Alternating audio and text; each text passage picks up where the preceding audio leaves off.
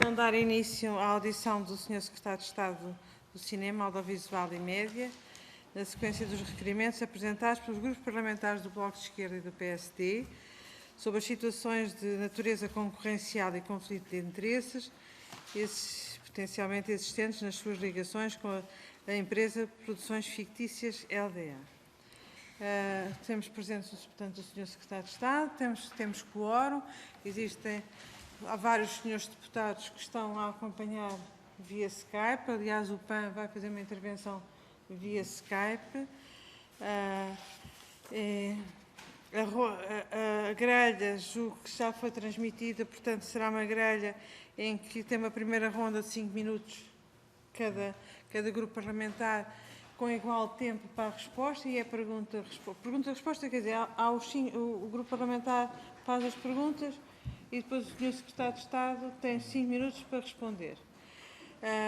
E que começa pelos grupos parlamentares requerentes, portanto, ou seja, pelo Bloco de Esquerda e pelo PSD, que não têm mais tempo nessa perspectiva, são os primeiros a intervir pela ordem de chegada, de entrada dos requerimentos. Depois da primeira ronda ainda tem uma espécie de fecho, em que cada grupo parlamentar requerente tem 2 minutos e depois o Sr. Secretário de Estado tem 4 minutos para responder aos 2 grupos parlamentares. Depois uma segunda ronda, porque isto é um falso encerramento, quer dizer, os 2 minutos é só para encerrar a primeira ronda. Depois temos ainda uma segunda ronda, em que temos 15 minutos para repartir pelos grupos parlamentares que desejem. Presentes podem estar todos ou não. Enfim, faremos isso. Agradeço, portanto, também ao Sr. Secretário de Estado por vir cá a esta hora. Eu sei que é uma hora desagradável, aliás, enfim, não tenho intenção de tão depressa voltar a marcar reuniões depois do plenário, porque acaba por ser muito tarde e desagradável, quer para o Sr. Secretário de Estado, quer para nós, que enfim já estamos cansados, estivemos todos a trabalhar o dia todo.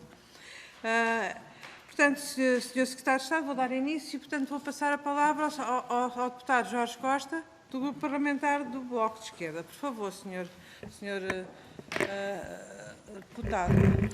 Muito obrigado. Como sempre, temos ali o cronómetro, onde são assinalados o tempo e, portanto, pode ser seguido e acompanhado enquanto as pessoas estão a falar. Faz favor, Sr. Deputado. Muito obrigado, Sra. Presidente. Cumprimento o Sr. Secretário de Estado. Serei muito breve. Enfim, a situação que nos traz é de todos conhecida e tem sido publicamente discutida. Segundo a informação que tem sido veiculada pela imprensa e que foi confirmada pelo Sr. Secretário de Estado da Comunicação Social, Nuno Artur Silva, foi cedida uma parte da sua empresa, as Produções Fictícias, a um sobrinho seu e a um outro familiar, através de um contrato de cedência de cotas que prevê o direito a receber 220 mil euros ao longo deste ano, consoante o resultado líquido da empresa, e em que ficou contratualizado o pagamento no prazo de 2 anos de 180 mil euros, pela cota que o Sr. Secretário de Estado possuía até agora. A empresa detém contratos de fornecimento de conteúdos com a RTP, que superam os 400 mil euros, estou sempre a citar a informação veiculada pela Comunicação Social, e está alegadamente em discussão um novo contrato que pode elevar esse valor acima de 1 milhão de euros. As perguntas que quero deixar muito sucintamente neste início de audição é se teve a necessidade e se sentiu a obrigação de se desfazer da sua cota na empresa,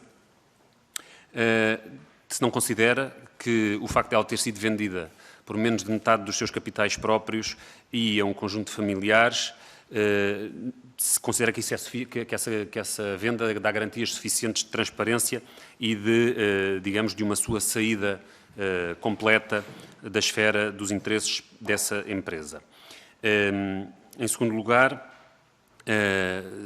o pagamento dos 180 mil euros do valor da venda não está ainda verificado e é objeto de contrato que o prevê para ser realizado ao longo dos próximos 2 anos. A pergunta que lhe faço é o que é que acontecerá se da parte do comprador a realização deste pagamento não for conseguida e não se realizar. Portanto, qual é a cláusula o que é que prevê a cláusula contratual respectiva quanto ao futuro da empresa se esses pagamentos não ocorrerem. E, finalmente, pergunto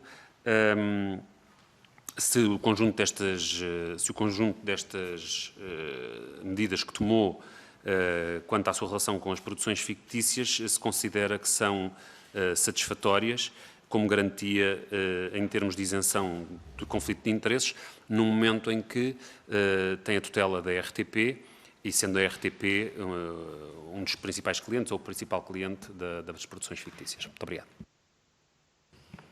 Muito obrigada, Sr. Deputado. Passo agora a palavra ao Sr. Secretário de Estado, por favor. Pode tirar a máscara, isso mesmo, aconselho.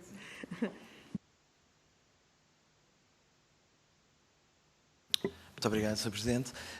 Eu, como vou ter várias intervenções, tentarei ir respondendo às perguntas nas sucessivas intervenções, mas o que será útil nesta primeira intervenção fazer, digamos, o histórico das produções fictícias. Ora bem, eu fundei as produções fictícias em 1996. É uma empresa inicialmente de escrita de argumentos para televisão, para cinema, para teatro, e a empresa foi, ao longo desses anos, escrevendo inúmeros projetos, programas, e foi desenvolvendo outras capacidades para além da escrita, foi passando a produtora também, a agência de talentos. Bom, algumas das coisas que a empresa fez são subejamente conhecidas, julgo que não será preciso relembrá-las todas. Trabalhámos com centenas de atores, argumentistas, realizadores, etc., ao longo de praticamente 20 anos, entre 1996 e 2015. Em 2015, eu fui convidado para a administração da RTP. Para poder ser administrador da RTP, foi exigido naturalmente que eu deixasse de ser administrador das empresas a que estava ligado, nomeadamente a Produções Fictícias, o Canal Q, e portanto, todas as empresas, no fundo eram essas duas, a que eu estava ligado como administrador. E como é lógico, deixei de ser administrador e não foi exigido mais nada para além de deixar de ser administrador. Ou seja, não foi exigido que deixasse de ser sócio. Aliás, deixei de ser administrador e fui aprovado pela CRESAP e vim aqui ao Parlamento, fiz a minha audição e, portanto, tudo correu como normalmente e assim exerci o mandato de administrador da RTP sem nenhum problema de qualquer tipo. Quando chegou a altura da renovação, da eventual renovação do mandato, portanto, do prolongamento do mandato do Conselho de Administração, no fim de 2017, portanto já, aliás, no início de 2018, começou a surgir a questão de que a RTP estaria a encomendar programas às produções fictícias. Isso foi fácil de demonstrar que era falso, não havia qualquer contrato da RTP com as produções fictícias. Depois, e isto, quando eu digo foi levantada a questão foi levantada sobretudo por certa imprensa e, obviamente, na sequência disso foram feitas perguntas e não houve, de facto, não havia nenhum contrato entre a Produções Fictícias e a RTP. Depois passaram a dizer que havia muitas pessoas das Produções Fictícias na RTP. Ora bem, não havia pessoas das Produções Fictícias no sentido em que não havia pessoas. As Produções Fictícias eram uma empresa que tinha um pequeno conjunto de pessoas a trabalhar administrativamente, mas as pessoas a que se referiram, que eram argumentistas, atores, realizadores, não eram das Produções Fictícias, eram freelancers e estavam no mercado e que trabalharam com a RTP como trabalharam com outros. Aquilo que eu disse na altura é, bom, se estamos a falar de pessoas como Hermano José, Maria Rueff, Nuno Marco, Bruno Nogueira, etc., então são centenas os nomes que trabalharam comigo nos últimos 20 anos. Era importante então dizer, nesse caso, porque é que a RTP estaria impedida de contratar qualquer destas pessoas, sabendo que eu, como administrador, não era eu que os contratava, eram os diretores de programas, e, de facto, havia pessoas que tinham trabalhado comigo e que foram trabalhando com a RTP como foram trabalhando com outras empresas. Portanto, também aí não se verificou nenhuma incompatibilidade, nem sequer nenhuma questão do ponto de vista ético que fosse duvidosa. Eram pessoas que estavam no mercado de trabalho. Ora bem, de qualquer maneira, na altura, e eu julgo que vou ter que encerrar a primeira parte em breve, mas depois continuarei. Na altura, o que aconteceu foi que... Muito bem, muito obrigado, Sr. Presidente.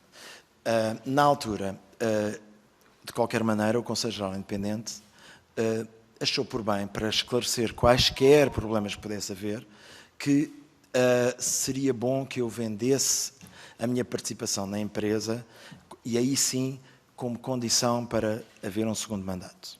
E nessa altura eu estudei essa possibilidade e pus essa possibilidade como... disse, ok, poderemos então, dê-me um tempo para ver se isso será possível, mas na altura, como é público, o próprio Presidente do Conselho de Administração na altura não achou essa a melhor hipótese e por acordo de conjunto decidimos então que eu não continuaria. E portanto eu não fui para um segundo mandato. E regressei para o trabalho que eu tinha, que era ser criativo, argumentista, produtor. Regressei para o escritório onde trabalhava, das produções fictícias, mas não regressei para nenhuma função, porque enquanto eu estive na RTP, a função de administração foi feita pelas pessoas que ainda estão lá, portanto, o André Caldeira, a Michelle Adrião, que não é minha familiar, é a diretora financeira, e ambos estavam na empresa, já estão na empresa há mais de 10 anos. Pronto, e portanto eu regressei e durante o período que foi desde 2018, maio, eu saí da RTP 31 de maio de 2018, e desde essa altura até outubro de 2019, que é quando eu entro no governo, eu fiz o meu trabalho como criativo e fiz várias coisas. Fui comissário da Feira de Livro do Porto, fiz projetos para a Gulbenkian, fui cronista de A Notícia, enfim, trabalhei como freelancer e pronto. Ora bem, aqui chegado tenho o convite para vir para este cargo onde estou agora e aí sim a questão era necessário vender a participação.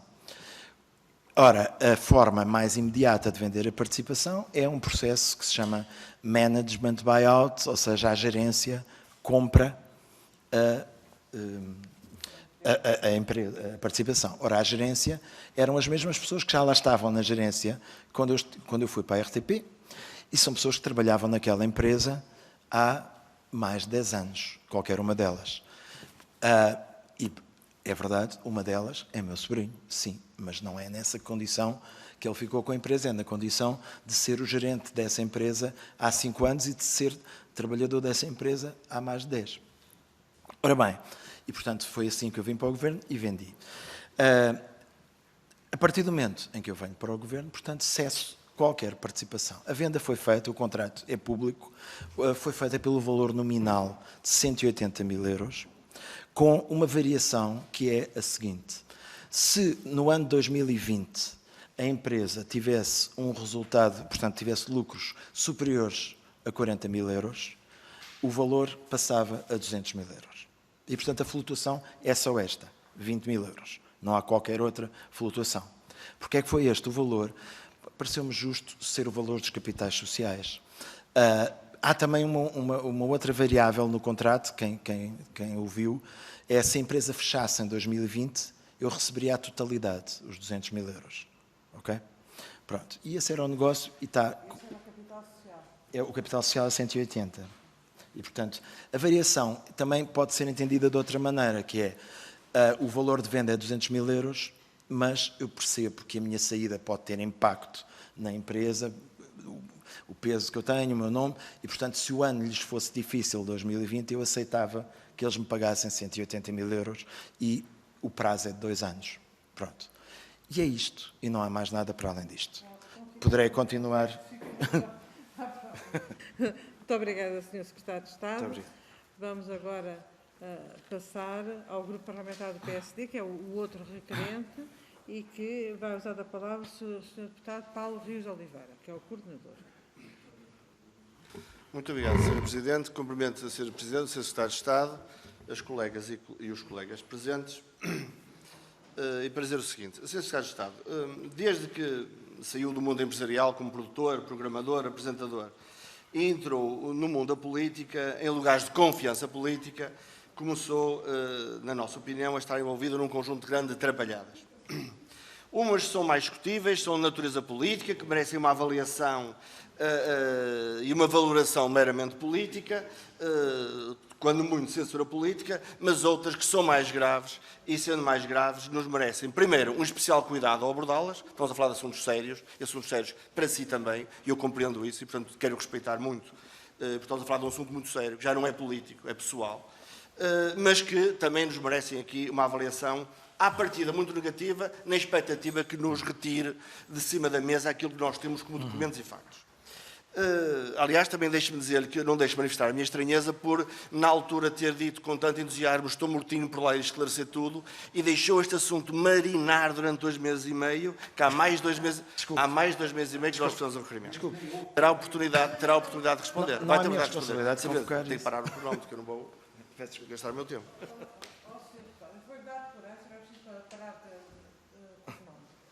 Mas quero esclarecer, se me permite, que a questão não foi com o Sr. Secretário de Estado, a questão foi que nós anulámos todas as audições que tínhamos marcadas antes do período do estado de emergência e só retomámos as audições no pós estado de emergência. E como o Sr. Deputado bem sabe, tivemos que tomar, aliás o Sr. Deputado participou nisso, tomar opções quanto às prioridades das várias audições que tínhamos pendentes. E foi por isso que apenas na semana passada foram colocadas ao Sr. Secretário de Estado 3 hipóteses. Ou era segunda-feira, que o Sr. Deputado também não queria, ou era ontem ou hoje. E, portanto... Não pode dizer isso, Presidente. Não pode afirmar isso, não disse. Quando sabe que isso não foi assim. O PSD disse qualquer hora. É verdade, e portanto marcámos ao Sr. Deputado, mas fazia alguma diferença se é segunda-feira ou de quarta ou quinta da mesma semana? O Sr. Secretário de Estado foi convidado a vir cá, ou foi convocado para vir cá, conforme quiser. Mas a culpa, quando muito, é nossa, minha, da mesa, por não ter marcado mais cedo. Mas no estado de emergência não podia marcar e os senhores deputados estabeleceram outra prioridade para as audições. E, portanto, o Sr. Deputado fará as intervenções que quiser, eu vou-lhe dar uma tolerância substancial, mas essa questão não pode ser assacada ao Sr. Secretário de Estado. Muito obrigada. Sr. Secretário de Estado, essa questão não lhe pode ser assacada, não deixo de referir a que nós pedimos a sua presença, porque achamos que era muito importante a todo momento esclarecer isto, até em benefício do próprio. Nós vamos deixar para outra audição regimental o conjunto de atos que têm a ver com a sua participação no Governo e a sua participação como administrador da RTP, porque achamos que não é esse o tema que nos traz cá e não é esse o nosso requerimento, e limitar-nos a falar da importância, da relevância das produções fictícias neste processo. O Sr. Secretário de Estado, como sabe, quando há um erro e o erro é corrigido, é porque foi um erro. Quando há um erro e ele é denunciado e não é corrigido, não é um erro, é intencional e as pessoas não querem reconhecê-lo ou não querem alterá-lo. O Sr. Secretário de Estado, como saberá, o comunicado do Conselho Geral Independente, que foi produzido no dia 25 de janeiro, refere expressamente que era incompatível, que a sua candidatura era incompatível com a irresolução do conflito de interesses entre a sua posição na empresa e os seus interesses patrimoniais. Isto foi dito por eles, expressamente, e o Conselho Geral Independente não é exatamente uma personalidade qualquer. O Sr. Presidente do Conselho Geral Independente, ouvido em declarações, que eu estou a ler, disse a certa altura que o conflito de interesses persistiu e ainda por cima a questão da incompatibilidade está prevista no Código de Ética da RTP e foi aprovado para a Administração. Ou seja, não só ele diz que havia um compromisso de saída que não foi cumprido, como ele diz outra coisa, e é verdade, porque eu fui ver, que em 2017 foi criado um código, criado ou recriado um código de ética e conduta da Rádio e Televisão Portuguesa, ou seja, também aprovado, Vossa Excelência, que refere expressamente o que é que considera um conflito de interesses. E quando nós lemos o que é que se considera a RTP, o Conselho de Administração, o que é um conflito de interesses, parece dizer, olha, vou dar um caso académico, é este. É quando alguém tem, de facto, um interesse direto e indireto, patrimonial, numa entidade que se relaciona com a RTP. E como nós percebemos, nós sabemos todos o que é exatamente um acionista. Um acionista é alguém que pretende obter da sua participação o maior número de dividendos possível e, portanto, é essa a condução que faz da sua participação numa sociedade. A pergunta que lhe faço em relação a isso é a seguinte. Se me pode ajudar. Quanto é que faturaram as produções fictícias com a RTP nos 3 anos anteriores à sua entrada? Porquê? Porque nós ouvimos falar num valor de 5 milhões, que eu não sei se é verdadeiro, e nada melhor como ouvir da sua boca isso. Após o exercício do seu cargo de administrador da RTP, a produções fictícias apresentou algum programa RTP depois de sair, foi apreciado e foi recebido com que resultado? Em que ano? 2019? 2020? O que é que aconteceu a seguir? Ainda, relativamente à questão do Governo, porque como é lógico, o que aconteceu com as produções fictícias e a RTP em 2019 e em 2020 especialmente, é relevante para a nossa apreciação. Porquê? Porque há um contrato de cessão de cotas que tem data de 18 de outubro, pergunto-lhe, foi mesmo feito no dia 18 de outubro? Pergunto-lhe isso, tem data de 18 de outubro. Foi mesmo feito em 18 de outubro? Segunda questão. O resultado financeiro das produções fictícias e das suas vendas ou programas ou conteúdos tinha impacto direto no valor da sua cota a receber? Aquilo que fosse o resultado final tinha impacto direto na variável da sua cessão de cotas? Como? O valor de cotas dependia da faturação de 2019, dependia da faturação de 2020. A produções fictícias teve relações comerciais com a RTP neste período? Em relação ao valor de venda, peço desculpa estar a corrigi-lo, mas isto está dito de uma clareza enorme. Esta cláusula não é normal, não é normal, a cláusula que tem é possível, é legal, mas não é normal. E diz uma coisa muito clara, no 2.4, a ser, como está aqui escrito, em complemento dos montantes referidos nos números anteriores, o cedente, no Hortêncio Silva, terá ainda direito a receber um montante adicional de 20 mil euros a título de preço adicional, caso se verifique uma das seguintes situações. O resultado líquido da sociedade referente ao exercício 2020 seja superior a 40 mil euros. Dito de outra forma, eram 180, se o resultado líquido fosse superior a 40 mil, tinha direito a receber mais 20. E daí que o resultado líquido das produções fictícias passou a ser muito relevante para apreciar o impacto que tinha na sua própria esfera patrimonial. Ora, isto, só a melhor opinião, configura claríssimos conflitos de interesse, considerando que estamos a falar da RTP, considerando que é exatamente a área e a empresa que vocês têm a sua tutela e, portanto, tudo isto para nós é grave. Ainda para nós, ainda é mais grave pelo facto de os esclarecimentos não esclarecem e não há nenhuma consequência a retirar desse facto. Ou seja, não é aconteceu isto, foi um erro, eu corrijo. Não, aconteceu, e aconteceu muito bem, e não tem mal nenhum, e podia fazer outra vez, e não vou mudar nada. Isto para nós é que é grave. E, portanto, as suas explicações vão nos ajudar a tirar conclusões. Muito obrigado.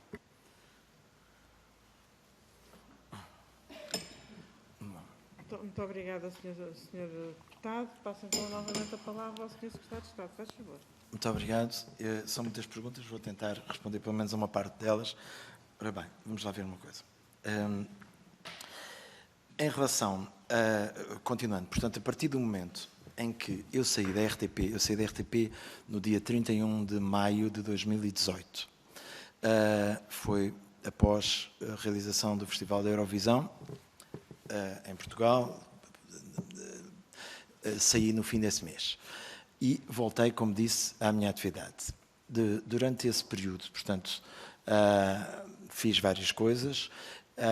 Perguntou-me em relação à atividade das produções fictícias com a RTP nesse período entre 2019 e 2020. Ora, muito bem. A RTP, passado um ano, as produções fictícias, um ano depois de eu ter saído, concorreram à consulta de conteúdos que a RTP promoveu em 2019. E dessa consulta de conteúdos, a RTP mostrou interesse em 3 projetos. Desses 3 projetos, concretamente, um deles, uma série para a RTP2, foi, digamos, verbalmente acordada. E o valor era 390 mil, 13 episódios de 30 mil euros cada um. Havia interesse eu estou a falar num período em que eu estava ainda nas produções fictícias e, portanto, a empresa, isto refiro, um ano depois de eu ter saído, apresentou projetos e eles foram, digamos, houve interesse. Um outro era um programa de humor, um outro era uma série histórica. Ora bem, a partir do momento em que eu sou convidado... há uma coisa que é importante dizer também, e que foi de facto o único projeto feito pelas produções fictícias com a RTP no período em que eu estive novamente como freelancer, que foi, eu trabalhei com a Fundação Gulbenkian num evento que teve o título O Fascínio das Histórias, e no âmbito desse evento foi produzido um documentário que a RTP comprou. Foi uma coprodução entre a Fundação Gulbenkian e a RTP. Claro, portanto, no período em que eu não estava nem na RTP, nem no Governo. Foi um documentário e a RTP pagou 25 mil euros por esse documentário, que foi emitido em 2019, mas foi produzido antes de eu vir para o Governo, nesse ano também. Ora bem, foi estreado na Fundação Gulbenkian, aliás, por coincidência, no mesmo dia em que eu tomei posse. Ora bem, não houve mais nada. Em relação a esses projetos, a partir do momento em que eu vim para o Governo, eu não sei o que é que se passa com eles. Soube que o projeto da série histórica, o próprio autor decidiu retrabalhá-lo e, portanto, ele não teve sequência na RTP, portanto, não deu seguimento. Em relação aos outros projetos, como disse, um estava, enfim, aprovado, embora no momento em que eu entrei do Governo ainda não contratado. O outro havia um interesse manifestado e não mais do que isso. A partir do momento em que eu vendi a minha participação da empresa, deixei de acompanhar, como é lógico, e, portanto, não tenho nada a ver com as relações entre essa empresa e a RTP. E mais, repare, a questão do conflito de interesses não vejo como se coloque, porque o Governo não nomeia a administração da RTP, muito menos nomeia direções de programas e muito menos toma qualquer posição sobre conteúdos concretos. Portanto, não há, aliás, de acordo com o modelo que foi aprovado pelo Governo PSD anterior, portanto, o Governo PSD, na altura, o Ministro Miguel Poiás Maduro, aprovou um modelo, que é um modelo de constituição de Conselho Geral Independente, que impedia, de facto, qualquer intervenção do Governo nessas áreas. Portanto, não há qualquer conflito de interesses desse ponto de vista. Bom, em relação às outras perguntas, a faturação das produções fictícias, ela, enfim, é questão de consultar, não sei dizer de cor, mas o que me pergunta é se, o que eu lhe posso dizer é, no momento em que eu estive na RTP, desde 2015 a 2018, e depois, no ano de 2018, houve um único documentário, 25 mil euros, a partir do momento em que eu vim para o Governo, que eu saiba, zero. E, portanto, que se há uma coisa que me parece evidente, é que do ponto de vista de negócio, as produções fictícias serão altamente prejudicadas com a minha entrada na esfera pública. Se há uma coisa que podemos concluir com evidência, é que as produções tinham, desde há 20 anos, uma relação negocial constante com a RTP. Basta relembrar programas de Hermano José, Contra-Informação, Gato Fedorento, etc, etc, etc, etc. Durante muitos anos havia programas regulares e terão sido muito poucos os anos, houve anos melhores ou anos piores, como é normal, mas terão sido muito poucos os anos em que não houve trabalho regular com a RTP. Os anos em que não houve de todo trabalho, foi, claro, os anos em que eu fui administrador e o ano, a partir do momento em que eu entrei para aqui, que eu saiba, não houve nada também.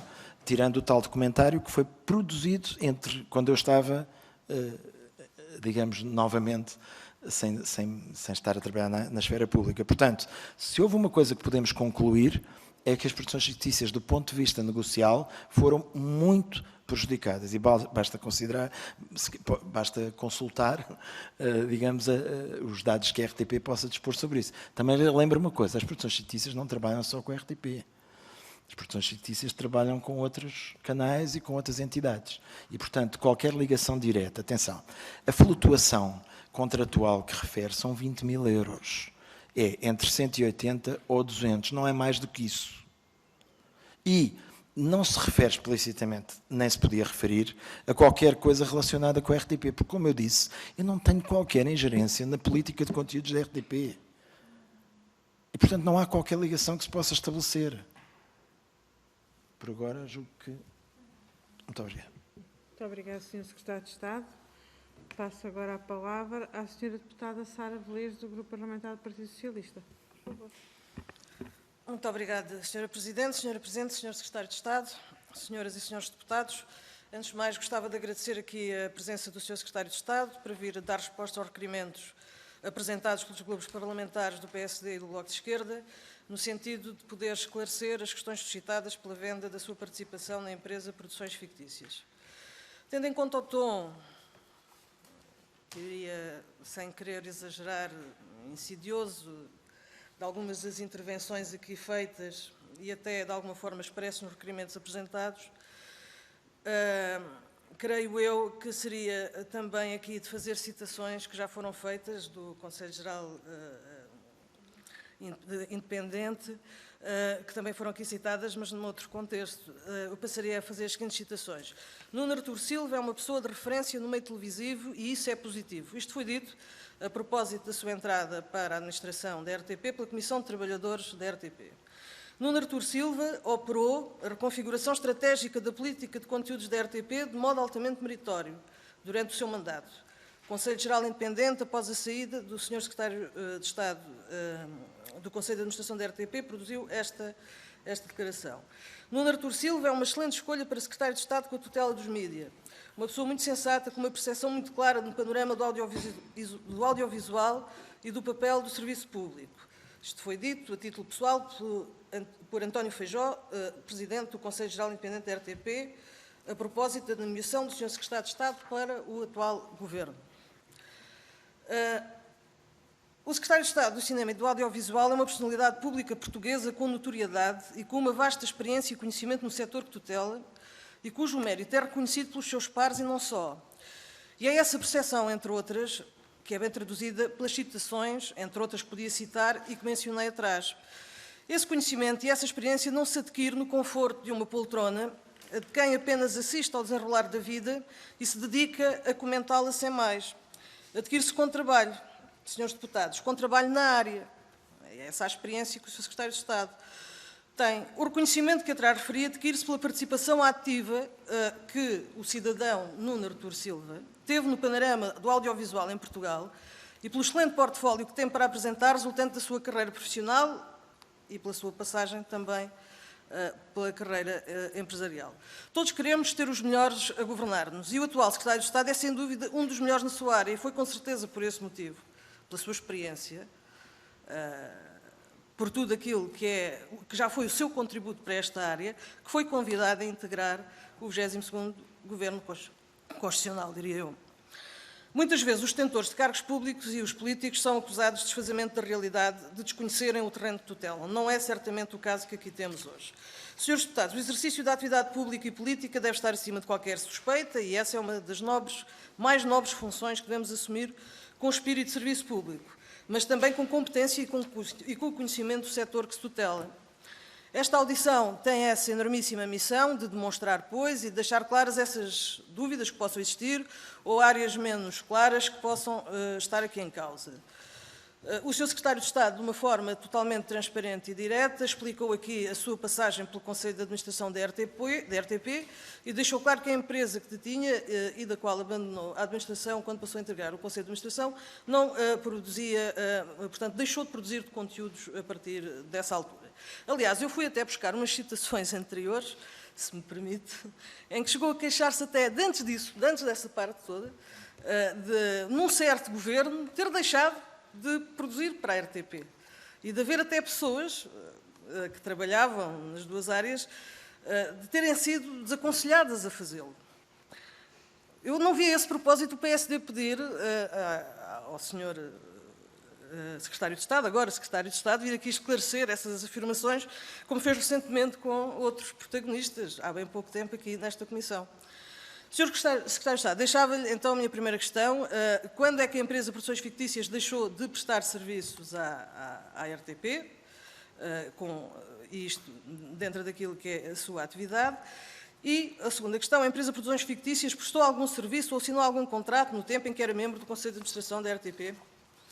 Quando foi nomeado Secretário de Estado, afirmou que iria vender a sua participação nas produções fictícias. Foi isso que fez, foi isso que voltou a dizer aqui. E fê-lo numa operação que é frequentemente conhecida no mundo empresarial, que é deixar essas cotas com quem detém já a gestão da empresa, para dar continuidade àqueles que são, vamos lá, os negócios, os contratos, enfim, os projetos que a empresa tem.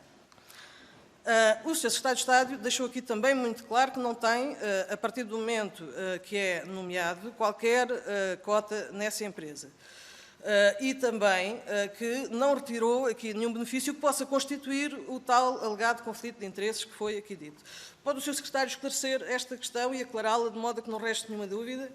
Senhoras e senhores deputados, para terminar, deixava aqui apenas a seguinte observação, comentário, desabafo, que ficou hoje aqui claramente demonstrado que existe aqui uma tentativa de aproveitamento político que querem fazer deste tema. Aproveitamento político que ainda há bem pouco tempo criticaram quando tivemos aqui a ouvir a audição da Fundação da Casa da Música, em que requereu essas audições, foi acusado disso. Portanto, o Sr. Secretário de Estado, ficaria então agradecida pelos esclarecimentos que pudesse dar a este respeito. Muito obrigada. Muito obrigada, Sr. Deputado. Tenho novamente a palavra ao Sr. Secretário de Estado, por favor. Muito obrigado, Sr. Presidente. Ora bem, reforçando e deixando claro, eu há pouco disse que, como Secretário de Estado, não tenho nada a ver com as políticas de conteúdos concretas da RTP e, de facto, não tenho. O que nós fazemos a este nível com a RTP, como sabe, desde que existe o Museu do Conselho Geral Independente, o que nós fazemos é trabalhar muito a montante, por exemplo, na revisão de contrato de concessão, ou trabalhar a outro nível no acompanhamento de questões como os PREV-PAP. Agora, isto não tem nenhuma ligação com a escolha concreta de conteúdos da RTP. Aliás, nem o Conselho de Administração da RTP tem essa capacidade. São os diretores de programas que têm essa autonomia. Portanto, os graus de separação são inúmeros. E aqui o que eu me permito é rejeitar o termo trapalhadas que usou há pouco. O que eu gostava de saber, e isso é que me parece uma atrapalhada, é qual é a posição do PSD em relação ao modelo que criou. Isso é que me parece ser uma atrapalhada da vossa parte, que é, estão a renegar, já aconteceu noutros casos que foram referidos antes, qual é a posição do PSD em relação a isso? É que parece desconhecer completamente o próprio modelo que criou. Bom, em relação às produções fictícias, insisto, neste momento, ou seja, o único programa que as produções fictícias produziram para a RTP nos últimos 5 anos foi produzido em 2019 e foi um documentário em coprodução com a Fundação Gulbenkian. Custou 25 mil euros à RTP. Foi o único produto, produções fictícias na RTP nestes últimos 5 anos. E não aconteceu no tempo em que eu estava na RTP, nem no tempo em que eu estava no Governo. Foi precisamente no intervalo. Agora, no tempo em que eu estive na administração da RTP, não aconteceu nenhum contrato. E no tempo em que eu estou aqui, o que quer que aconteça, eu não tenho a ver com isso. É isto que é importante deixar claro. E neste momento, não sei, como lhe disse, o último contacto que eu tive foi numa consulta de conteúdos que aconteceu e teve resultados ainda antes de eu vir para o Governo, e já disse aqui quais foram os resultados dessa consulta de conteúdos. Eu não acompanhei mais o processo. E é errado pressupor que há uma ligação entre qualquer programa que seja aprovado pela RTP e os tais 20 mil euros de flutuação. Isso não tem uma ligação direta. Não faz sentido, porque eu não tenho nenhuma intervenção na escolha de conteúdos da RTP neste momento, dos conteúdos concretos da RTP. Portanto, é isso que eu queria rejeitar veementemente. Em relação ao que diz não estar claro, eu não sei o que é que possa ser mais claro. O contrato está público. Levantou até a questão das datas. As datas, quer dizer, não têm... Eu vendi a participação, vou dizer para não me enganar, no dia 18 de outubro e o contrato foi depositado na Conservatória no dia 21 de outubro de 2019. É público desde essa altura. Não há absolutamente nada a esconder. Portanto, se há uma coisa que eu sempre pautei a minha intervenção pública é a transparência. Agora, que haja determinadas pessoas ou determinados interesses que queiram fazer passar isto por falta de transparência, a culpa não é minha. Isto é, como diria um político conhecido, o senhor tem direito à sua opinião, mas não tem direito aos seus próprios factos. Muito obrigado. Muito obrigada, Sr. Secretário de Estado. Passo agora a palavra à senhora deputada Ana Mesquita, do Grupo Parlamentar do Partido Comunista Português. Muito obrigada, Sra. Presidente. Bom, o PCP, como não poderia deixar de ser, e é evidente e claro, defende a transparência em todos os processos e por isso também aqui estamos hoje. Nós não obstaculizamos esta audição porque consideramos que seria uma oportunidade para que haja o esclarecimento sobre aquilo que alguns deputados e grupos parlamentares sentem ainda que há por esclarecer e que levanta eventuais dúvidas sobre questões que aqui foram levantadas de transparência, eventual conflito de interesses e, portanto, nós acompanhamos este esforço de fiscalização porque nos parece que é saudável em termos daquilo que é o relacionamento institucional. Dizemos também que nós não acompanharemos em manobras mais evidentes ou mais encapotadas daquilo que sejam ataques ou desvalorização, nomeadamente da RTP. E frisamo-lo bem, porque parece-nos que não podem ser aqui utilizadas situações dessa natureza, tendo em conta o importante serviço público de que estamos a falar. E, de facto, muito mais do que perguntas, nós estamos a ouvir com muita atenção aquilo que estão a ser os esclarecimentos prestados. As perguntas que aqui foram já levantadas, creio que já nos dão uma amplitude grande em relação a esclarecimentos que consideramos úteis para que, efetivamente, haja aqui esta fiscalização por parte do Parlamento. Agora, também parece-nos que politicamente há muitas questões relevantes a resolver que competem à área tutelada pelo Sr. Secretário de Estado e que não podem continuar à espera. Não podemos deixar de as referir, apesar de haver aqui um foco num determinado aspecto, mas isto está tudo ligado. E, efetivamente, temos as questões do cinema e do investimento que tarda na produção cinematográfica, dos meios para fazer face aos impactos do surto epidemiológico. A talho de foice, podíamos até referir uma coisa que hoje, ou muito recentemente aqui, foi conhecido, que foram aquele resultado da Netflix e daquele concurso, mais ou menos apoiado pelo Ministério da Cultura, que teve 1.198 candidatos, e se pensarmos que são 5 membros do júri, com 3 horas por projeto, 3.594 horas a analisar, 8 horas de trabalho por dia, seriam 449 dias de trabalho por ano, a 5 dias de trabalho por semana, 90 semanas de trabalho para analisar aquilo tudo. E, portanto, isto também nos deve dizer alguma coisa sobre o problema que aqui está montado e sobre as necessidades que temos nesta área. E estas contas não fui eu que as fiz, foi alguém da área que as fez.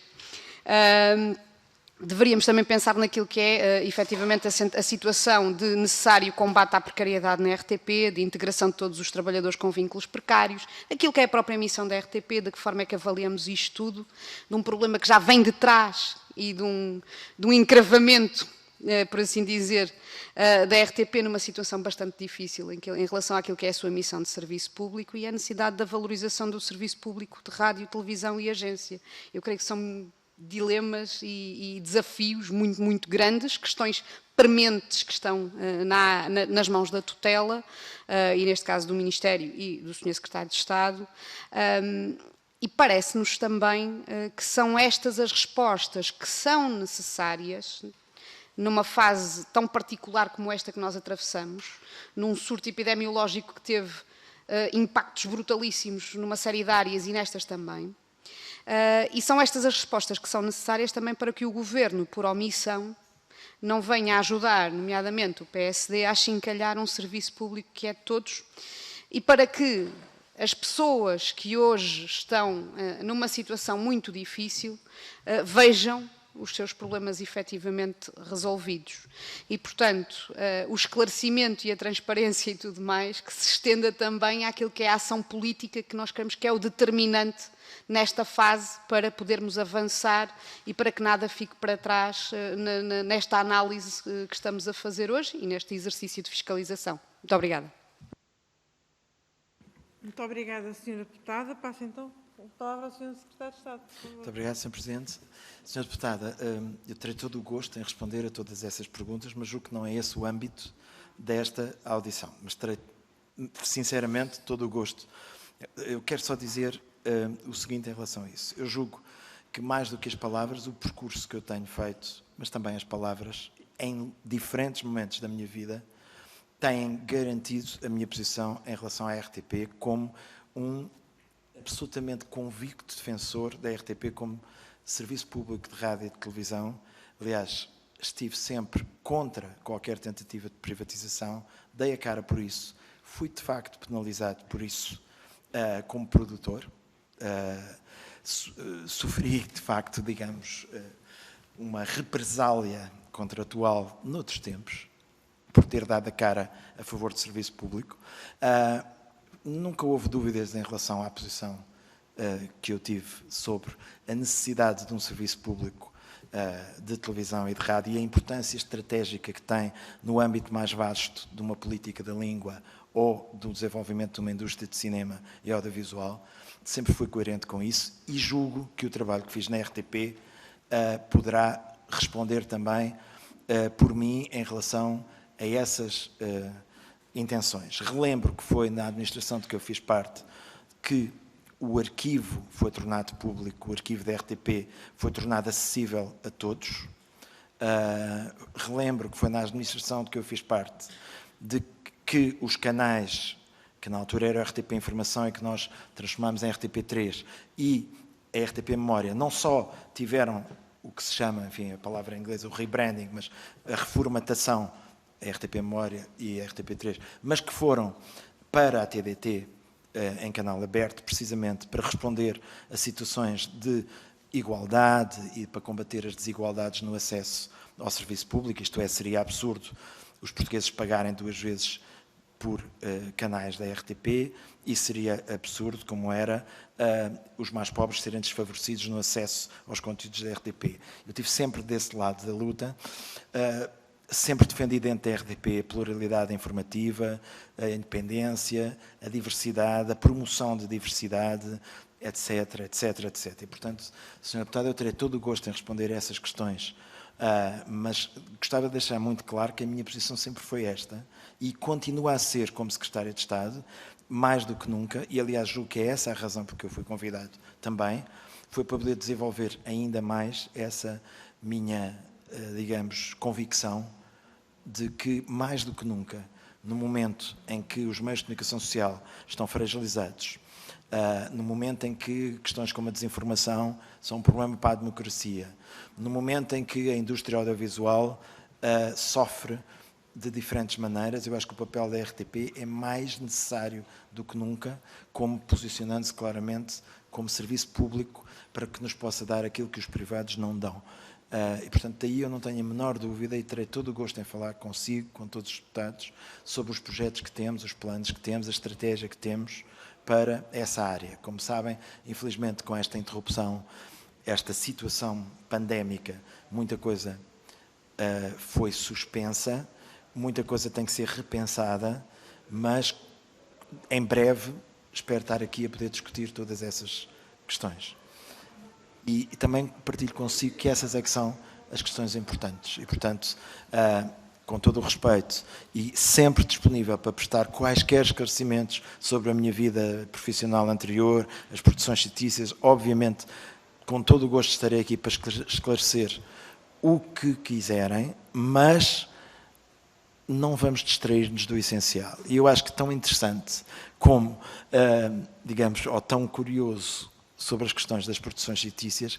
Eu, por exemplo, tenho imensa curiosidade porquê esta obsessão em voltar a falar sempre de um tema que para mim me parece já muito mais do que esclarecido, requentadamente esclarecido, e o que me faz confusão é Porquê é que estamos nisto? Qual é a necessidade? E faz-me confusão que uma comissão de cultura e comunicação, que precisamente está atenta à comunicação social, tenha alguns dos seus elementos, digamos, há aqui uma certa dificuldade em distinguir o que são claramente fake news e desinformação do que são factos. E isso, sinceramente, continua a admirar-me. Fico, usando uma expressão da moda, estupefacto.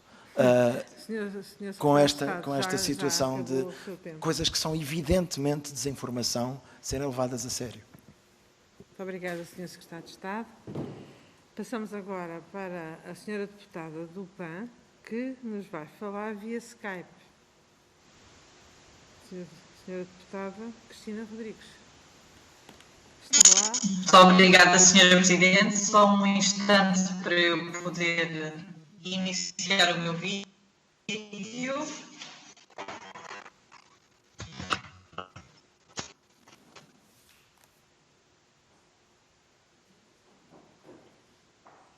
A fotografia já vemos. Podem ver, pois não? Já está. Agora já está. Pronto. Muito obrigada, Sra. Presidente. Cumprimentar o Sr. Secretário de Estado, cumprimentar os Srs. e Sras. Deputadas presentes.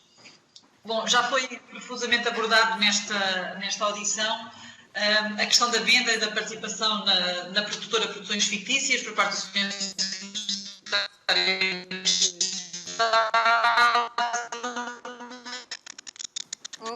Senhora Deputada, não está a ouvir.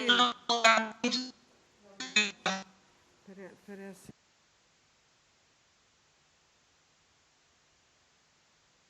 A senhora Deputada que não se está a ouvir, não sei se quer voltar a intervir um bocadinho mais tarde ou se tentar outra vez agora.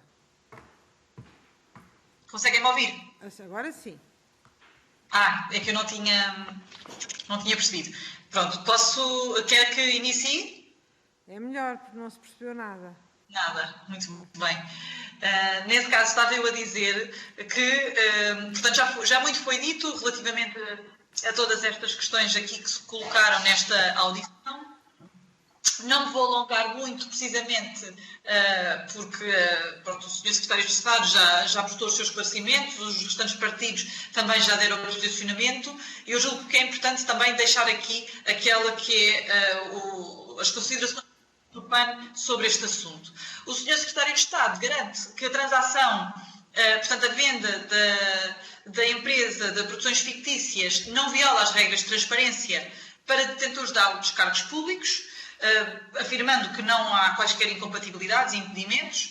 A verdade é que realmente a Lei 52/2019, que aprova o regime do exercício de funções por titulares de cargos políticos e altos cargos públicos, permite que tal laço de parentesco não obste à participação em contratos ou concursos públicos, portanto, a tal relação com o sobrinho. Lembramos que o Instituto, parece-me aqui relevante mencionar, que o Instituto do Cinema e do Audiovisual, tutelado pelo Sr. Secretário de Estado, gera os concursos de apoio para financiamento público do setor, aos quais concorrem produtoras, distribuidoras ou exibidoras, bem como canais de televisão.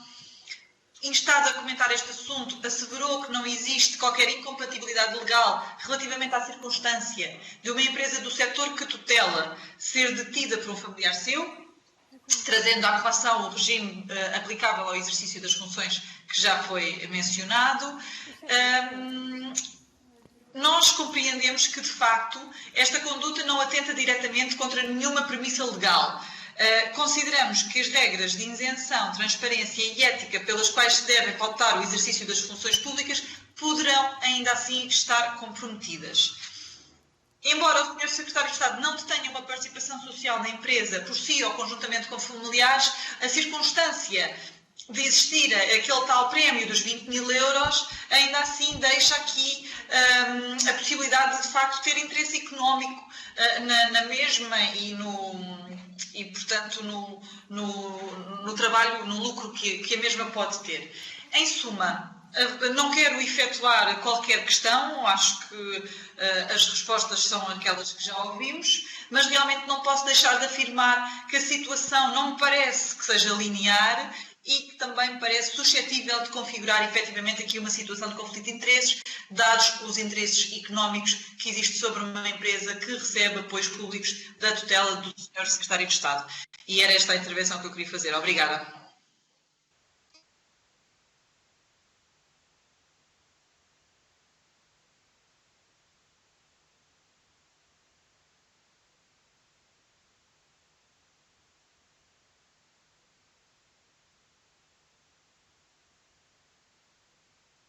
Muito obrigada, Sra. Deputada.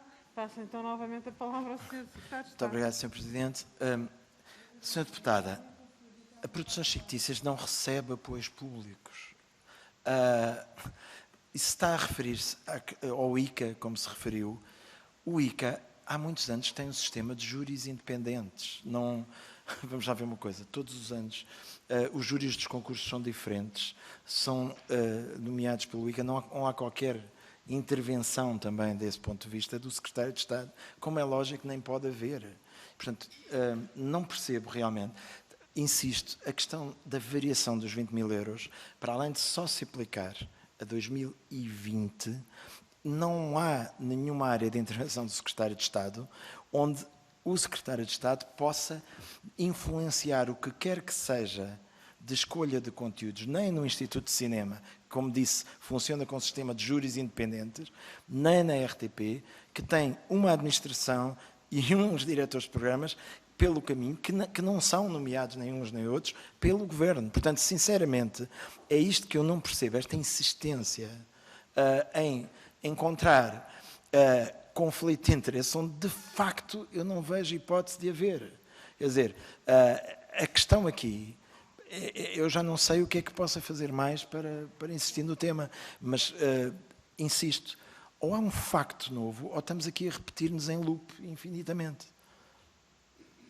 Muito obrigado. Muito obrigada, Sr. Secretário de Estado. Vamos então agora passar para a finalização da primeira ronda, com uma intervenção de 2 minutos, no máximo 2 minutos, do Sr. Deputado Jorge Costa e depois outra também no máximo 2 minutos do Sr. Deputado Paulo Rios de Oliveira. Por favor. Muito obrigado, Sr. Presidente. Queria começar por registar a infelicidade dos comentários feitos pelo Grupo Parlamentar do Partido Socialista a respeito desta audição. Nós estamos ninguém discute a relevância da carreira do Dr. Nuno Artur Silva, que é por toda a gente reconhecida. O que está em discussão é a forma como a venda de uma empresa que lhe pertencia, por efeito da sua entrada no Governo, deve ser escrutinada pelo Parlamento. Não percebo porque isto não é visto com normalidade. Faz parte das nossas atribuições e, portanto, ir invocar o currículo completo do Dr. Nuno Artur Silva, julgo que não é relevante para o nosso tema, como também não é relevante tudo o que respeita à sua atividade enquanto membro do Conselho de Administração da RTP, porque também não é isso que está em cima da mesa. Nós estamos a averiguar muito estritamente a forma como esta empresa teve que ser vendida e se essa venda ocorreu em termos que sejam satisfatórios do ponto de vista da transparência. E faz parte das nossas atribuições fazê-lo, isto deveria ser visto com normalidade. Vejo mal que saibamos viver, que tenhamos dificuldade em viver com isso. E eu iria repetir uma pergunta que fiz no início e à qual o Sr. Secretário de Estado não respondeu, que é sobre o que diz o contrato se não for cumprido pelos compradores o pagamento. De que maneira é que ele é revertido, digamos assim? Qual é a consequência desse não pagamento? E queria saber também que parte do valor contratualizado já está paga ou se prevê que seja paga até ao final deste ano. Muito obrigado. Sr. Deputado Paulo Rios de Oliveira, por favor. Muito obrigado, Sr. Presidente. Sr. Doutor, obviamente não está aqui em causa, já foi aqui referido, mas faz parte de algum combate político, o seu percurso profissional, que aliás aprendi a apreciar e muito. Mas acho inacreditável no sentido de me custar a acreditar, a capacidade que o Sr. Doutor tem de se colocar em situações de conflito de interesses e depois não as identificar, não as corrigir e persistir nelas. Porque disse há pouco uma coisa muito interessante, me deixou aqui a pensar, que é: eu tenho direito à minha opinião, não tenho direito aos meus factos. É uma expressão muito interessante. Mas os factos não são meus. O Conselho Geral de Opinião é que lhe falou em conflito de interesses, não foi reconduzido por isso. Eu estou a ler, vai ter que lhe chamar mentirosos hoje. Vai ter que ir mais longe que isso, porque eu citei o relatório. Eu citei a entrevista em que o Presidente do Conselho Geral Independente diz: havia um compromisso de alienação da participação nas posições fictícias, claro e explícito, desde o início, ou seja, desde que assumiu o cargo de administrador. Sr. Doutor, eu li isto, vai ter que lhe dizer, ele mentiu, não foi assim, ou o jornalista mentiu. Eu estou a ler o que ele disse, portanto, eu não estou a inventar factos. Sr. Doutor, o Código de Ética da RTP foi criado em 2017, foi na altura em que era administrador. E para nós é completamente evidente que há um conflito de interesses se alguém é administrador de um canal e é proprietário de outro canal. Até porque o conflito de interesses não é prática de nenhum crime, entendamos-nos. O conflito de interesses é uma pessoa colocar-se numa situação em que um espectador normal tenha dúvidas sobre a sua isenção porque está a defender dois interesses antagónicos. E o que nos espanta mais, mas aguardaremos ainda para a segunda ronda, o que nos espanta mais é: identificado esse problema, identificado esse perigo, não haver a precaução, ou haver a teimosia, ou haver a opção, o que seja, dizer: eu não corrijo mesmo. Eu não duvido, e nós dois sabemos, que a certa altura terá havido aqui algum aproveitamento político. O momento em que isto surge, se calhar, foi também para impedir a sua reeleição. Nós andamos todos aqui há muito tempo. Mas a verdade é que estas pessoas, com responsabilidade, e eu nem sequer lhe citei a Comissão de Trabalhadores, que também não é meiga, mas nem lhe citei-lhe o Conselho Geral Independente e citei a entrevista do Presidente a dizer exatamente isto. E, portanto, o conflito de interesses para nós é absolutamente evidente. E custa-me a crer que a candura ou a ingenuidade seja tal que eu não continuo sem o ver. Ele existe, é evidente. Não é prática negativa. É a situação em que se coloca que permite esse tipo de conclusão. Muito obrigado, Sr. Presidente. Senhor Secretário de Estado, tem agora 4 minutos e qualquer coisa para responder aos dois secretários. Muito obrigado, Sr. Presidente. Sr. Deputado Jorge Costa, em relação ao escrutínio, concordo completamente. O Parlamento serve precisamente para escrutinar questões como esta, a venda da empresa, deixar claro e transparente. E o que estamos aqui a falar é, sobretudo, esta situação agora.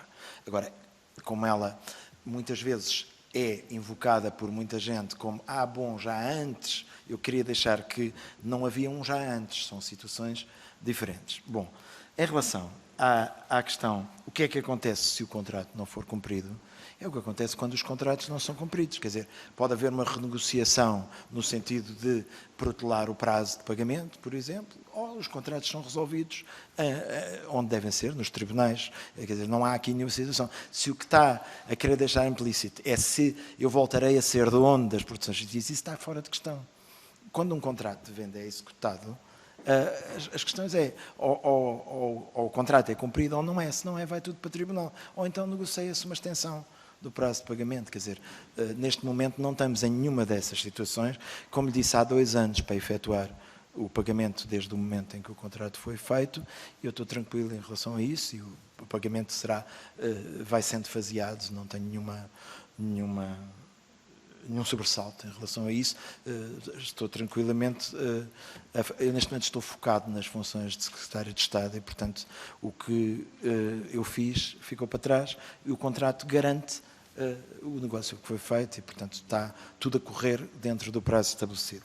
Senhor Deputado, o que disse em relação ao Conselho Geral Independente foi, como sabe, eu e o Conselho Geral Independente, nesse momento, tivemos uma conversa que tinha a ver precisamente com o ser ou não ser conflito de interesses. O que para mim foi estranho é como é que eu estive lá 3 anos em que essa questão não se colocou e a questão só se colocou de maneira evidente no momento da recondução. E, portanto, no momento da recondução foi decidido que era necessário vender. Não havia. Não havia. Eu digo aqui, como já disse antes,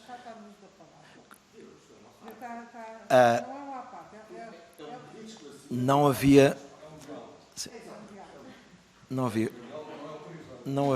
havia compromisso.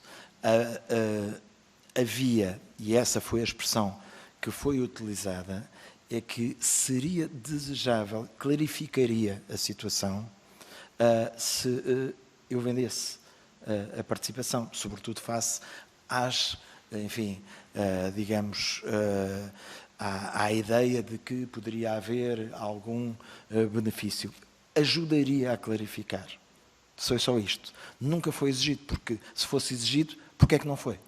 Isto é simples. Se o Conselho Geral Independente exigisse, então exigia no momento em que achasse que devia exigir. Ora, essa exigência só se colocou precisamente no momento da recondução. O Conselho Geral Independente tinha poderes para o exigir a qualquer momento. Ora bem, só o exigiu no momento da recondução. E no momento da recondução o resultado foi que eu não fui reconduzido. Agora, isto de facto foi transparente, na altura foi discutido e não foi reconduzido porque não alienei, não vendia a minha empresa. Agora, como disse o deputado Jorge Costa, nós não estamos, creio eu, a falar desse tema hoje. Estamos a falar da questão da venda das produções fictícias e da questão da minha estada aqui no Governo. Mas creio que é essa a questão. Muito obrigado.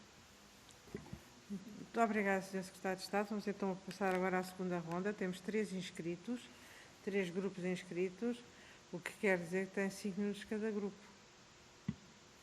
Quer dizer, até 5 minutos cada grupo. Portanto, agora vou passar a palavra ao Sr. Deputado José Magalhães, do Grupo Parlamentar do Partido Socialista. Sr. Presidente, Srs. e Srs. Deputados, Sr. Secretário de Estado. O Sr. Secretário de Estado há pouco interrogava-se sobre as razões da obsessão.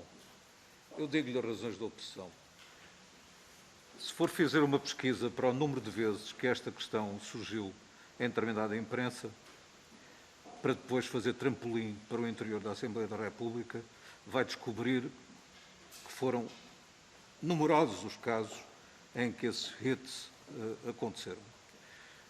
Qual é o efeito desse processo ou dessa operação? É que é impossível que o Sr. Secretário de Estado entre num debate sem que, em vez de debater o debate, como queria a Sra. Deputada Ana Mesquita, e muito bem, tenha que debater o caso que já esclareceu 1, 2, 3, 10, 15 vezes e acaba de esclarecer outra vez. A luta política tem aspectos gloriosos e tem aspectos ominosos. Este é seguramente dos mais ominosos, porque envolve um assassinato de caráter e envolve a construção de um caso. E quando eu digo construção de um caso, é mesmo construção de um caso, em que os factos são voláteis. Por exemplo, o caso já surge transfigurado aqui à nossa frente, num efeito Houdini, não há conflito de interesses agora. Não, o senhor vendeu, e vendeu bem, e vendeu vendido. Aliás, perdeu uma quantidade de dinheiro. Exerceu o mandato de administrador em situação de conflito de interesses. Ora, como estamos a ver, esta acusação já não tem absolutamente nada a ver com a outra. Esta é outra, embora permita também uma via de exploração, dizendo ele exerceu o mandato em situação de conflito de interesses. É mentira, como é evidente, mas serve. Se não tens cavalo, usa mula e, portanto, é o que está a acontecer aqui.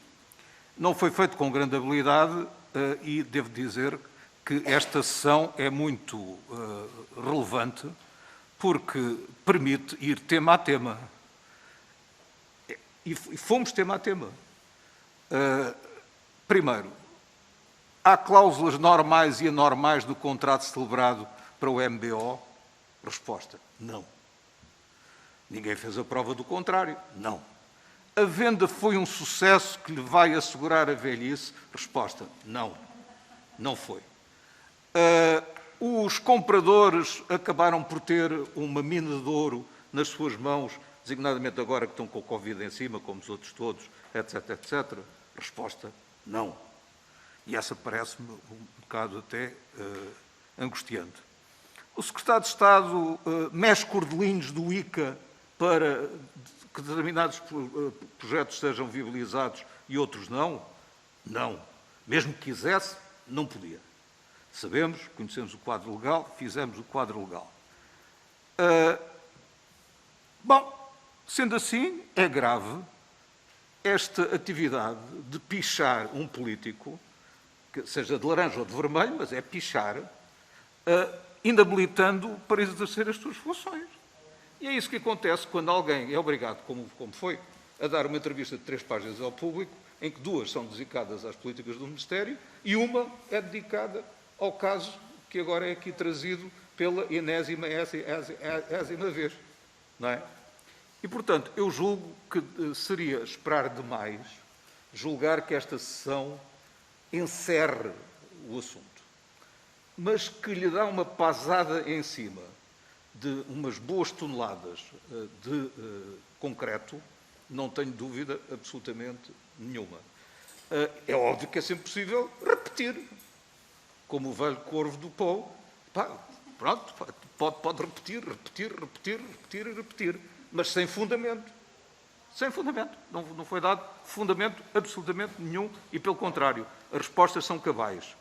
Agora pode-se articular uma a uma as respostas que deu, e elas ficaram registadas, gravadas, em vídeo, em áudio, etc. Poderão ser também transcritas, e teremos ocasião de oferecer esse texto de esclarecimento a quem quer que queira perguntar e obter respostas sobre este tema, difundi-lo na internet, no Facebook, por aí adiante, onde nos apetecer, e isso não impedirá, evidentemente, que naqueles lugares de luzes vermelhas do ecossistema mediático português apareçam, evidentemente, as maiores enormidades e se descreva o que aqui aconteceu em termos completamente burlescos.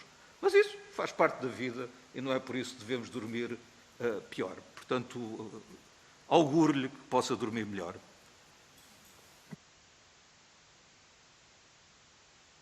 Obrigada, Sr. Deputado. Passo agora a palavra ao Sr. Deputado Paulo Rios de Oliveira. Por favor, Sr. Deputado. Muito obrigado, Sr. Presidente. Assuntos sérios. Conforme eu disse no início, quando nós estamos a falar de política, posições políticas diferentes, nós estamos aqui mais animados, menos animados, mais entusiasmados, mais provocadores. Quando nós falamos do bom nome das pessoas, quando estão em causa assuntos sérios de natureza pessoal, eu tento ser muito cuidadoso. E não gostei de ouvir assassinato de caráter, porque isso não foi feito por mim, e digo-lhe olhos nos olhos, não foi feito por mim. Aliás, tive cuidado de dizer nos 2 minutos o seguinte, não está em causa a prática, está em causa a circunstância de se colocar uma situação com um interlocutor normal e entenda que há conflito. Porque é isso que é o conflito de interesses. Curiosamente, no caso do Sr. Secretário de Estado, acontece uma coisa que nem é muito comum, honra seja feita, que é, normalmente, há as questões da transparência e as questões do conflito de interesses. Não há aqui nenhuma questão de transparência. Se há coisa que foi sempre transparente. Nunca houve aqui nada estranho. Nunca houve aqui nada que se descobriu depois porque ele escondeu. Não há. Há a assunção de uma posição. Essa posição coloca-o em conflito de interesses. Porquê? Eu sou dono de um canal e tenho os interesses próprios que esse canal tem. E sou administrador da RTP, que tem outro tipo de interesses. Esta situação verificou-se à terça e à quinta-feira como uma situação em que eu prejudiquei o A ou beneficiei o B? Não sei, e não é isso que está em causa. No conflito de interesses é uma situação em que a pessoa está num local que pode suscitá-lo. E desde o início referi, porque isso para mim é que é mais estranho, é que foi identificada, porque isto é tudo muito transparente, foi identificada e depois de identificada o Sr. Secretário de Estado persistiu nela. Eu vou deixar alimentar esta situação de conflito de interesses quando podia, mas não devia. E quando me diz que eles chegaram ao fim, nós tivemos uma conversa, eu não fui reconduzido, Sr. Secretário de Estado, há aqui alguma coisa que não bate certo. Não é na sua opinião, é nos factos. Ele disse assim, desde o início, havia um compromisso para ele vender a cota. Das duas, uma, ou este senhor mentiu, ou este senhor disse a verdade. E, portanto, o Secretário de Estado ficou de vender a cota, mas não vendeu. Segundo, quando era para ser reconduzido, nós tivemos uma conversa. E estas pessoas, que não são o PSD, disseram, devem ter dito, se o Secretário de Estado não pode prosseguir como administrador da RTP se tiver... Não fui eu. Não pode prosseguir se for acionista daquela empresa. E Vossa Excelência, no seu pleno direito, disse, eu não vendo. E eles dizem, nós não reconduzimos. Admito que foi assim, que não terá dito, eu vendo, e eles não se importaram. Dito isto, a situação de conflito de interesses em que se colocou, não só se colocou, como quando ela foi evidente, porque de facto escondida não foi, não a corrigiu, insistiram em corrigir, achando que não tem mal nenhum. E tem. e tem. Mas passando agora à segunda situação, eu vou-lhe mostrar onde é que está, na nossa opinião, de uma forma muito evidente, o conflito de interesses. Primeira questão, a cláusula que está no contrato é normal ou é anormal? Resposta, é anormal. Não é ilegal, não é estranha, não é esdrúxula, mas não é tão comum. Não é tão comum e mais uma vez, Vossa Excelência, de uma forma muito evidente, muito transparente, muito assumida, vou terminar, Sr. Presidente, muito assumida, disse, eu quero fazer assim. Acontece é que, dada a área que aquela empresa opera, aquela empresa é possível venha a ter resultados esses alavancados em uma faturação que vem de alguma das empresas que é tutelada politicamente pelo seu Ministério. E isso suscitará necessariamente um conflito de interesse na medida em que há dois interesses diferentes. É isso que também não percebemos porque é que, identificado, porque é que não foi corrigido. Não eu prossigo nisso. E eu tenho muita dificuldade em perceber que eu identifiquei, é teimosia ou não está mesmo a ver que há um conflito de interesses. Muito obrigado.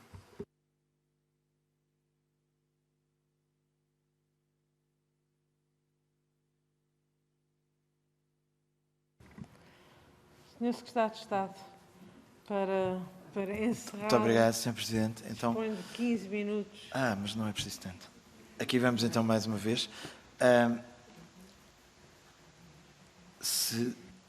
Voltando a falar da RTP, assunto que de facto não é o que nos traz aqui, mas para ver se fica ainda mais uma vez esclarecido, a questão do conflito de interesses não se... Diga. Ok. Então.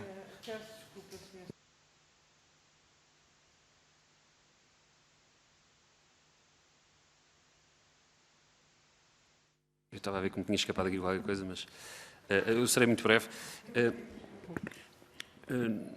Nós não estamos a tratar de temas de desinformação, não estamos a tratar de fake news, não é essa a natureza desta audição, estamos a tratar de um negócio em concreto e de apurar os contornos que ele teve. Não foi o Bloco de Esquerda que trouxe a esta audição os temas dos seus tempos de administrador, da RTP. Não é que esses tempos não estejam também sob escrutínio nesta Comissão a respeito de outros assuntos relativos aos terrenos de Miramar e do Monte da Virgem. Suponho que também não seja fake news e desinformação, são atos de administração que também cabe ao Parlamento acompanhar e escrutinar e, portanto, eu creio que é um pouco apressado rotular a supervisão e a fiscalização que o Parlamento deve fazer de um serviço público essencial, que é o da televisão e da rádio, de andar atrás da imprensa sensacionalista.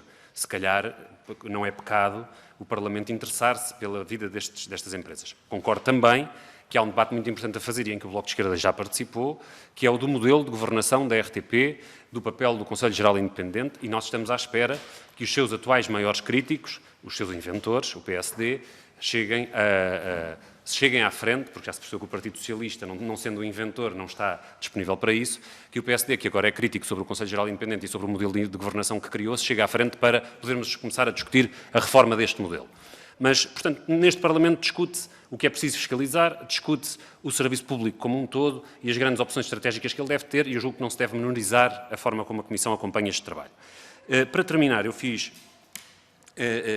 julgo que esta audição foi muito útil, porque quando temos uma pessoa com o currículo empresarial que tem o Dr. Nuno Artur Silva no setor que agora tutela, essa fiscalização é obrigatória.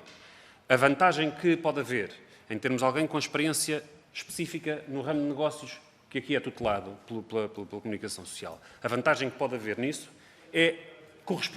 tem de ter a correspondência numa mais atenta e mais presente fiscalização, porque, pela razão que é evidente, pelos potenciais conflitos de interesse que podem existir, e essa fiscalização deve ser feita com todo o rigor e não anatomizada e não transformada numa senha persecutória, porque isso menoriza o debate parlamentar e a função do Parlamento. E repito isso porque o PS insiste nessa abordagem que me parece francamente perniciosa. Até porque foi o próprio deputado José Magalhães que, apesar de condenar a realização desta audição, celebrou as conclusões que pôde tirar dela. E, portanto, é muito importante que ela pudesse ter sido feita. Até para o Sr. deputado José Magalhães poder ter tirado as conclusões que tirou. Eu gostava, para terminar, deixar uma última pergunta, que é a última que subsiste neste trabalho de esclarecimento do meu lado, que é sobre o plano de pagamentos da venda. Gostava de saber, detalhe, porque eu não conheço o contrato e não sei o que lá está escrito, não fui à conservatória, o que é que está estabelecido no contrato em termos de plano de pagamento dos 180 mil euros base do preço de venda.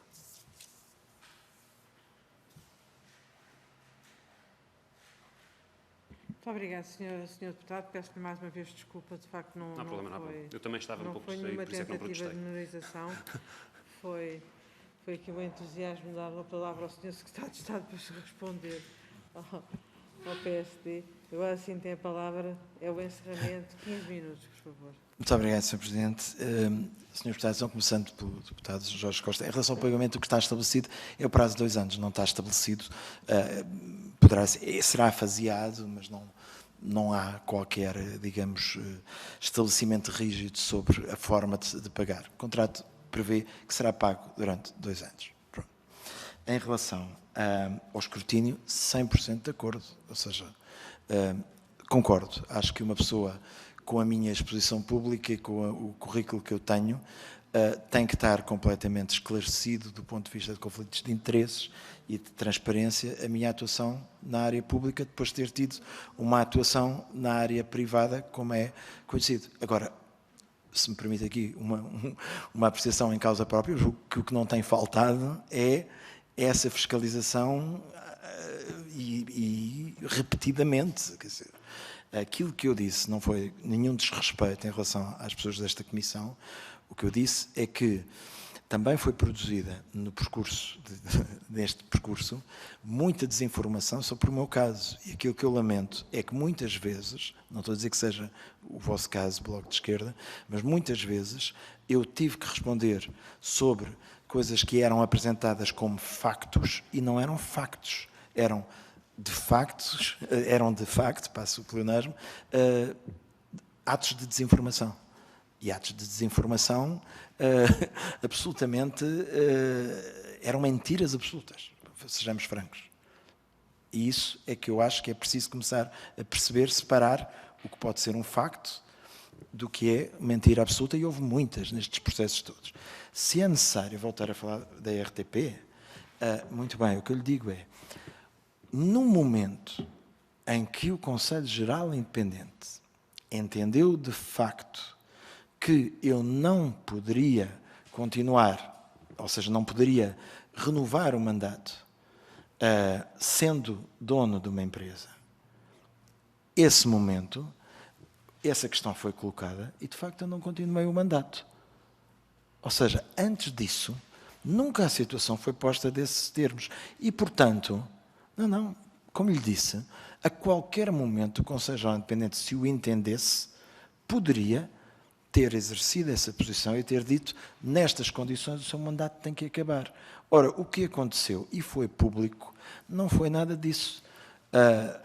O que aconteceu foi que só no momento da renovação do contrato é que essa questão se colocou como exigência.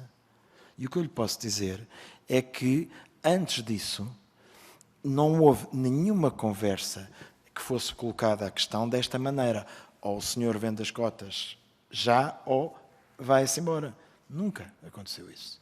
Isso aconteceu na transição do mandato para o outro. E, portanto, desse ponto de vista também, eu nunca senti que estivesse em conflito de interesses. Repare, quando eu iniciei o meu mandato na RTP, eu não só fui convidado pelo Presidente do Conselho de Administração, o plano estratégico que apresentámos foi aprovado pelo CGI, como eu vim aqui a esta casa, ninguém levantou nenhum problema em relação a isso, e fui aprovado pela CRESAP, que escreveu especificamente no relatório que a incompatibilidade seria no caso de eu manter cargos de administração. Não houve qualquer referência ao caso de ter ou não ter participações em empresas. Mas, durante o exercício do mandato que eu exerci como administrador, nunca, mas nunca, foi provado que em algum momento a RTP saísse prejudicada de algum ato da minha gestão ou que as minhas empresas saíssem beneficiadas de algum ato da minha gestão. Nunca. Isso nunca foi apontado por ninguém. Ninguém. ninguém dos órgãos competentes, nem a Comissão de Trabalhadores, nem o CGI, nem o Conselho de Opinião, ninguém. Levantaram-se perguntas, como é natural, como diz o deputado Jorge Costa, é necessário fazer um escrutínio, levantaram-se questões, mas nunca ninguém conseguiu dizer que houve, em algum momento, um prejuízo da RTP ou um benefício das minhas empresas quando eu estive como administrador da RTP. Ponto final. E por isso é que eu não tenho nenhum sobressalto em relação a ter estado em conflito de interesses, porque eu sinto que não o estive. Tal como sinto que não o estou agora. E se o estiver, nem acho que haja sequer qualquer questão ética aqui pelo caminho, porque a verdade é que se de facto isso acontecer, eu vou-me embora. Agora, não há nenhuma evidência disso. Não podemos confundir aquilo que é determinado conjunto de interesses políticos, eventualmente, com aquilo que é a realidade. E, portanto, sobre isso eu não tenho que me pronunciar mais. Em relação à cláusula, uma cláusula normal, estamos a falar num contrato em que, eu não sei a sua experiência, mas é absolutamente normal em contratos de compra de empresas que haja cláusulas que referem a possibilidade dessa empresa ter maior ou maior resultado no ano seguinte. Não, mas repare, não depende, Sr. Deputado, não tente pôr uma sombra sobre o assunto, porque isto é absolutamente claro. Eu insisto, os resultados, a cláusula de venda estar anexada a um resultado do ano seguinte e só do ano seguinte, 2020, portanto esta cláusula esgota-se no fim de 2020. Isso é absolutamente normal, como qualquer advogado lhe explicará. O senhor é advogado, sabe. Bom, aqui a questão, insisto, é o que está a insinuar é que eu tenha alguma intervenção nos negócios que essa empresa vai fazer. Mas é isso que está a querer dizer. Se é isso, é uma acusação de facto gravíssima e é um atentado de caráter. É que o senhor diz que não faz assassinatos de caráter. Mas se é isso que está a implicar, se não tem uma prova concreta e se está a deixar isso, é porque está a fazer um assassinato de caráter. Está a dizer que eu vou completamente contra o que diz a lei nos concursos do ICA e vou interferir nos júris, na RTP vou interferir nos conteúdos da RTP. É que não há qualquer possibilidade disso acontecer na RTP face ao modelo que o seu partido aprovou.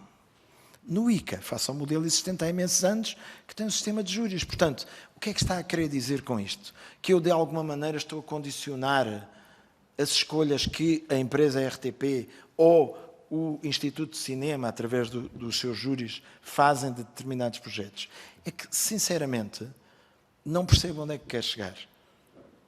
E, para concluir, o que eu posso dizer é, não há, sinceramente, neste caso nenhum. É aquilo que eu lhe posso dizer, porque já repeti, como disse o deputado José Magalhães, N vezes a mesma argumentação e não há nenhum facto novo. Portanto, sobre isto, julgo que já estamos todos em terceira rodada de esclarecimento, creio eu. Mas continuo, obviamente, disponível sempre para vir cá esclarecer o que quer que seja em relação ao assunto, mas, sinceramente, não sei o que lhe diga mais em relação a esse ponto. Muito obrigado. Para que é feito? Um protesto?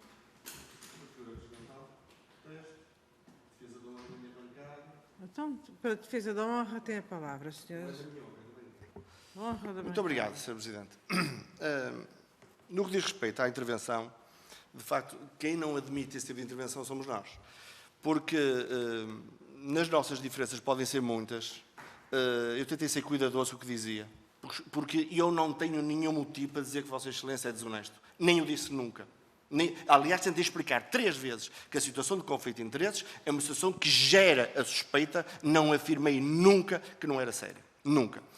E o que também não admito é que se monte numa audição em última intervenção simular uma pergunta que ninguém fez e dar uma resposta a uma pergunta que não foi feita. Portanto, Vossa Excelência perguntou se eu estava a dizer que tinha aproveitado. Nunca fiz isso, em nenhum momento. E, portanto, esse tipo de manobra é bonita, mas essa aqui é o pequeno almoço. Nós não precisamos nos venham cá ensinar. Ninguém pôs em causa a sua seriedade, eu só disse que a situação em que se coloca é uma situação em si mesma geradora desse tipo de conflito de interesses. Mais nada do que eu disse.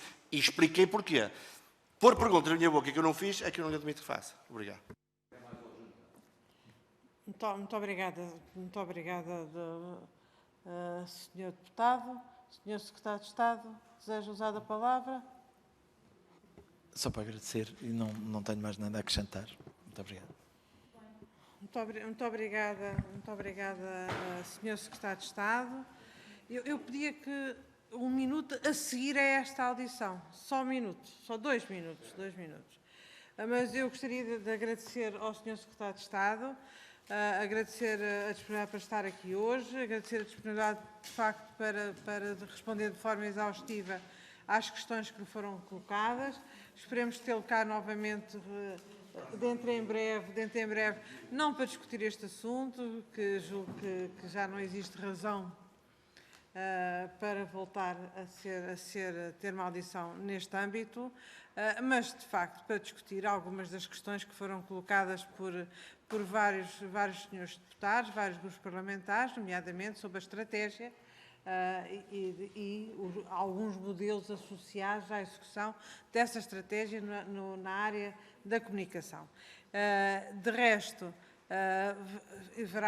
dentro de uma semana ou 2, haverá uma audição regimental à Sra. Ministra e a toda a equipe. Espero que nessa altura já consigamos pô-los todos na mesma mesa portanto, resta-me agradecer mais uma vez. Muito obrigada, Sr. Secretário de Estado, muito obrigada aos senhores e senhores deputados e dou por terminada esta audição. Passamos depois, assim que o Sr. Secretário